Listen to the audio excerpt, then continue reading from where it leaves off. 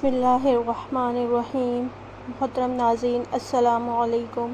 آج کی ویڈیو میں ہم پیغمبر خدا حضرت موسیٰ علیہ السلام کے بارے میں بیان کریں گے۔ حضرت موسیٰ علیہ السلام حضرت یعقوب علیہ السلام کے بیٹے لاوی کی نسل میں سے تھے۔ حضرت موسیٰ علیہ السلام اور حضرت ابراہیم علیہ السلام کے درمیان 500 سال کا وقفہ بنتا ہے۔ ان کے والد کا نام عمران تھا اور ان کے بھائی حضرت ہارون علیہ السلام۔ حضرت موسیٰ علیہ السلام کی پیدائش کے بعد جب ان کی والدہ نے انہیں صندوق میں بند کر کے دریا کے حوالے کر دیا تو وہ تیرتا ہوا فرعون کے محل کے پاس جا پہنچا۔ پھر انہوں نے اس صندوق کو پانی اور درخت کے درمیان پایا تھا، اسی کی وجہ سے ان کا نام موسیٰ رکھا گیا، کیونکہ قبطی زبان پانی کو منہ اور شجر کو ساق کہتے ہیں۔ رسول خدا صلی اللہ علیہ وآلہ وسلم سے منقول ہے کہ حق تعالیٰ نے 4 پیغمبروں کو شمشیر اور جہاد کے لیے منتخب کیا: حضرت ابراہیم، حضرت داؤد، حضرت موسیٰ علیہ السلام اور حضرت محمد صلی اللہ علیہ وآلہ وسلم۔ اسی طرح خاندانوں میں سے 4 خاندانوں کو منتخب کیا، جیسا کہ قرآن میں ارشاد ہوتا ہے کہ خدا نے آدم و نوح اور آل ابراہیم علیہ السلام اور آل عمران علیہ السلام کو تمام عالم پر برگزیدہ عطا کیا۔ حضرت یعقوب علیہ السلام اور ان کے 12 بیٹے، جن کو بنی اسرائیل کہا جاتا ہے، حضرت یوسف علیہ السلام کی خواہش پر مصر آ گئے اور یہیں آباد ہو گئے۔ رفتہ رفتہ ان کی تعداد بڑھ گئی اور وہ ایک بہت بڑا قبیلہ بن گئے۔ حضرت یعقوب علیہ السلام 17 سال مصر میں رہنے کے بعد 147 سال کی عمر میں وفات پا گئے اور کچھ مدت کے بعد حضرت یوسف علیہ السلام بھی 110 سال کی عمر میں اس دنیا فانی سے کوچ کر گئے۔ تب اس ملک کی حکومت دوسرے بادشاہوں کے قبضے میں چلی گئی۔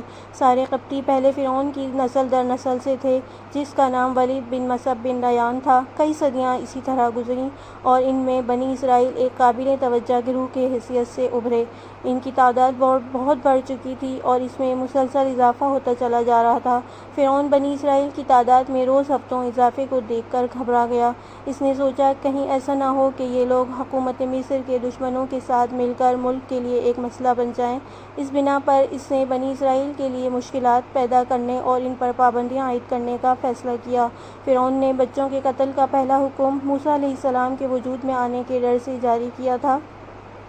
ادھر فرعون کی یہ تدبیریں تھیں، ادھر تقدیر اس پر ہنس رہی تھی اور کہہ رہی تھی، اے ظالم بادشاہ، جسے اپنی افواج کی کثرت پر، اپنے اقتدار کی طاقت پر اور وسیع سلطنت پر غرور ہے، اس عظیم خالق کی طرف سے جس کی تقدیر کا کوئی توڑ نہیں اور جس کے فیصلوں کو رد کرنے کی کسی کو مجال نہیں، یہ فیصلہ ہو چکا ہے کہ جس بچے سے تو خوفزدہ ہے، جس کی وجہ سے تو نے بے شمار معصوم بچوں کو قتل کیا ہے، وہ تیرے ہی گھر میں پرورش پائے گا اور تیرے ہی گھر میں کھائے گا پیے گا۔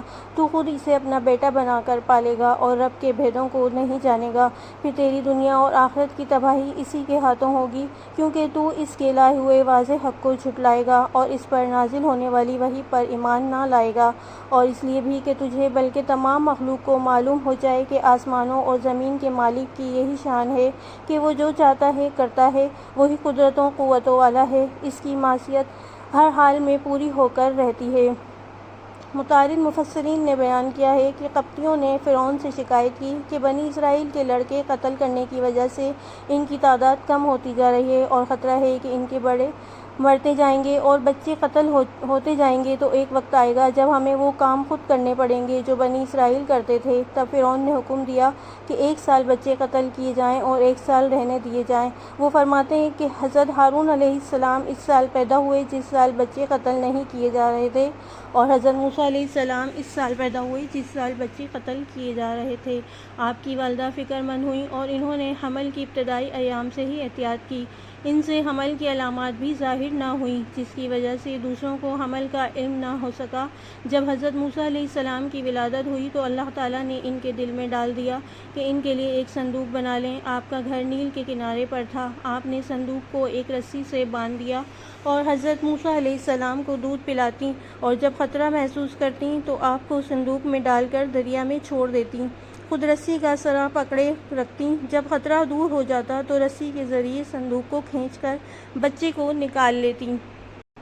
ارشاد باری تعالیٰ ہے کہ اور ہم نے موسیٰ کی ماں کو وحی کی کہ اسے دودھ پلاتی رہیں، اور جب تجھے اس کی نسبت کوئی خوف معلوم ہو تو اسے دریا میں بہا دینا اور کوئی ڈر خوف یا رنج و غم نہ کرنا، ہم یقیناً اسے تیری طرف لوٹانے والے ہیں اور اسے پیغمبروں میں سے بنانے والے ہیں۔ سو فرعون کے لوگوں نے اس بچے کو اٹھا لیا۔ آخرکار یہی بچہ ان کا دشمن ہوا اور ان کے رنج کا باعث بنا۔ کچھ شک نہیں کہ فرعون، حامان اور ان کے لشکر تھے ہی خطا کار۔ اور فرعون کی بیوی نے کہا، یہ تو میری اور تمہاری آنکھوں کی ٹھنڈک ہے، اسے قتل نہ کرو، بہت ممکن ہے یہ ہمیں کوئی فائدہ پہنچائے، ہم اسے اپنا بیٹا بنا لیں۔ اور وہ انجام سے بے خبر تھے۔ آسیہ علیہ السلام نے کہا تھا، بہت ممکن ہے یہ ہمیں کوئی فائدہ پہنچائے گا۔ اللہ تعالیٰ نے انہیں وہ فائدہ عطا فرما دیا جس کی انہوں نے امید ظاہر کی تھی، دنیا میں ہی فائدہ کہ انہیں آپ کی وجہ سے ہدایت نصیب ہوئی، اور آخرت میں یہ کہ آپ کی وجہ سے انہیں جنت میں ٹھکانہ مل گیا۔ انہوں نے پھر ان سے کہا، کیوں نہ ہم اسے اپنا بیٹا ہی بنا لیں۔ انہوں نے آپ کو اس لیے منہ بولا بیٹا بنا لیا کہ ان کے ہاں کوئی اولاد نہیں تھی۔ اللہ تعالیٰ نے فرمایا، اور وہ لوگ انجام سے بے خبر تھے، انہیں معلوم نہ تھا کہ اللہ نے ان کے ہاتھوں موسیٰ علیہ السلام کو پانی سے نکلوا کر فرعون اور اس کی افواج کو تباہ کرنے کا بندوبست کر دیا ہے۔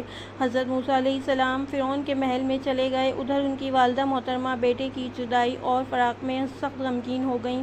اس وقت اللہ تعالیٰ نے ان کی والدہ کو تسلی دی اور آپ کا بیٹا نہایت خوبصورت ادبی سے لوٹا دیا۔ اللہ تعالیٰ نے فرمایا، اور موسیٰ کی ماں کا دل بے صبر ہو گیا، اگر ہم ان کے دل کو مضبوط نہ کرتے تو قریب تھا کہ وہ اس قصے کو ظاہر کر دیں، اور اس سے غرض یہ تھی کہ وہ مومنوں میں رہیں۔ اور اس کی بہن سے کہا کہ اس کے پیچھے پیچھے چلی جا، لہٰذا وہ اسے دور تک دیکھتی رہی اور ان لوگوں کو کچھ خبر نہ تھی، اور ہم نے پہلے ہی سے اس پر دائیوں کے دودھ کو حرام کر دیا۔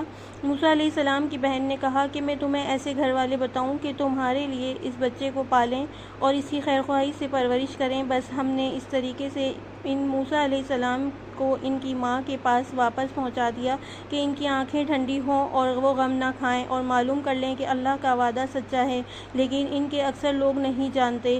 اسی لیے اللہ تعالیٰ نے فرمایا، پھر ہم نے چاہا کہ ہم ان پر کرم فرمائیں جنہیں زمین میں بے حد کمزور کر دیا تھا، اور وہ بنو اسرائیل تھے، اور ہم نے ان کو پیشوا اور زمین کا وارث بنائے، یعنی آخرکار مصر کی حکومت اور سرزمین انہیں مل جائے، اور یہ بھی کہ ہم انہیں زمین میں قدرت و اختیار دیں اور فرعون اور حامان اور ان کے لشکروں کو وہ منظر دکھائیں جس سے وہ ڈر رہے تھے، یعنی ہم کمزوروں کو طاقتور، مغلوب کو غالب اور ذلیل کو عزت والا بنائیں گے۔ چنانچہ بنی اسرائیل کو یہ سب کچھ نصیب ہوا جیسے اللہ تعالیٰ فرماتا ہے، اور ہم نے ان لوگوں کو جو بالکل کمزور شمار کیے جاتے تھے اس سرزمین کے مشرق و مغرب کا مالک بنا دیا، جس میں ہم نے برکت رکھی ہے، اور آپ کے رب کا نیک وعدہ بنی اسرائیل کے حق میں ان کے صبر کی وجہ سے پورا ہو گیا۔